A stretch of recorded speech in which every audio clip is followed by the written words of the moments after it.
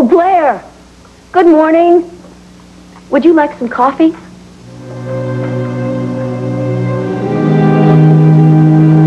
Blair. No. Please. Tell me about the voices, and now we can get you back on the right track. I'm proud of you, Mercedes. Just stick with it, and I'll see you in 2 weeks, okay? I don't know where I'll be in 2 weeks, Miss Hayes. They said I had to find a new place to live.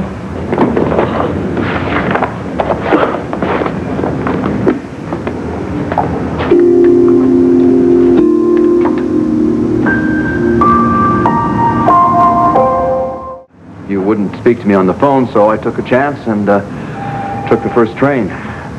Commuter hell. I'd forgotten what it was like. I had to stand most of the way. Listen, if you don't like my small talk, you can just cut me short. Or I can launch in at the Gettysburg Address, what I remember of it. It is altogether fitting and proper that we should do this.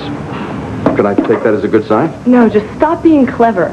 What, and take away my last defense? I waited for you for over an hour in that restaurant because you convinced me that I could count on you for that much. You chose to blow me off. It wasn't a conscious act, or... I'm sure not.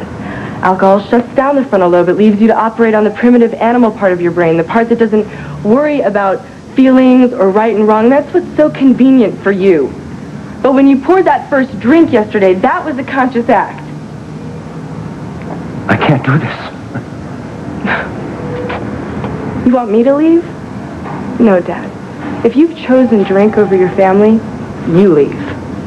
I didn't choose anything. It chose me. And my clients didn't choose to be born with mental and physical handicaps, but most of them cope. And with bravery that never ceases to amaze me. Mother didn't choose to die in a plane that fell from the sky. But you, on the other hand, not only want to choose how you're going to die, you don't want to take any responsibility for it either. If it had been my choice, I would have gone on that plane with her. You know that. Well, maybe it would have been easier for all of us if it happened that way, but it didn't. It was only Mom who came to see me that trip. And I didn't know it would be the last time that I would see her. That we would hang out together, go shopping, have lunch, wonder about the people at the next table. I didn't know that it would be the last time that she would kiss me on my cheek. The last time she would say, "See, sweetheart." If I had, I could have flung myself down in front of that plane to keep it from taking off. That's what I feel like I'm doing with you, Dad. Lying down in front of the plane. For all the good it's done, I don't seem to be able to help you. Every day, I help strangers that come into this office, and I can't even help my own father any more than I could save my mother. I can't bear to lose you, too. I love you, Daddy. I need you. Why can't you stop killing yourself?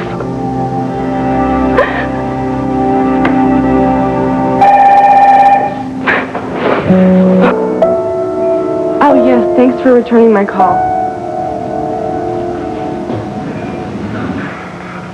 Let me know when you're free. I'm free now. And you're alone. I am never alone. Because I have my family. Thank God. A lot of people aren't that lucky. Well, whatever makes you happy. You know what would make me really happy? Would be for you to forgive Kelly. Well, that's too bad. She's not ready.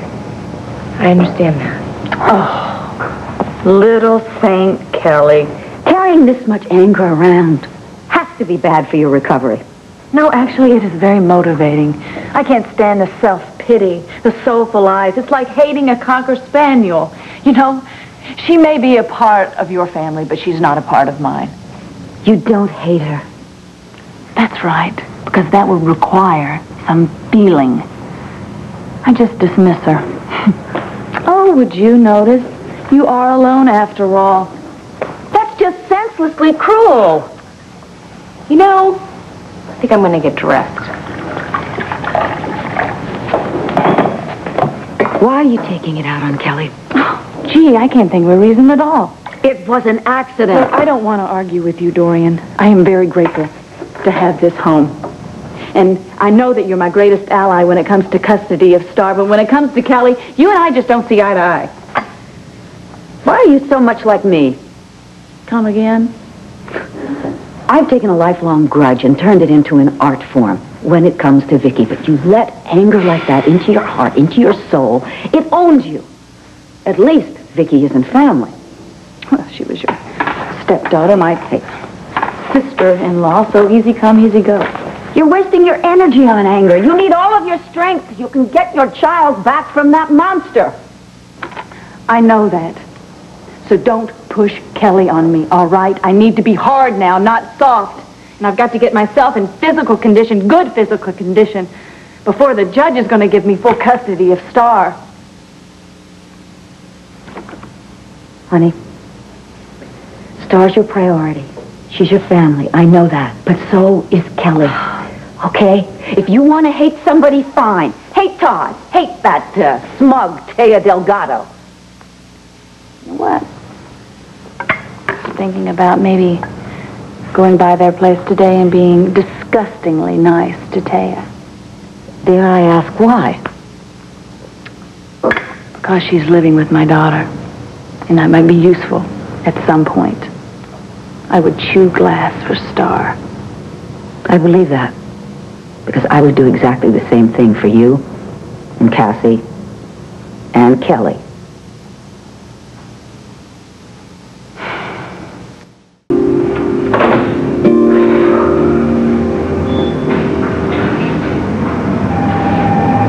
You're very good at your job. This explains why surgeons don't operate on their own families. I'm not your failure, Dorf. Just be my father. I'm trying to, believe me. I mean, I got out of Washington and away from what your grandmother calls occasions of sin, although they're fewer and further between in Landview, it seems. I know that you may not feel that way. And I've held on to my job at the Banner. It's a good, small city paper with a crackerjack publisher who deserves my best, and I've been trying to give that to her. I promised her when she hired me that I would not let my drinking interfere with my writing, and I've kept that promise. I'm proud of that. You should be. Well, that's something. I mean, maybe you should come visit me. You could get a kick out of my houseboat. It's very quiet. Well, not that I'm, a boozy recluse. I mean, I've gotten involved in the community. I've made some good friends. My editor-in-chief and his brother, the police commissioner, and his wife, and an Irish poet and his fiancée. Real people types. I think you'd like them. And I've also met a rather extraordinary woman.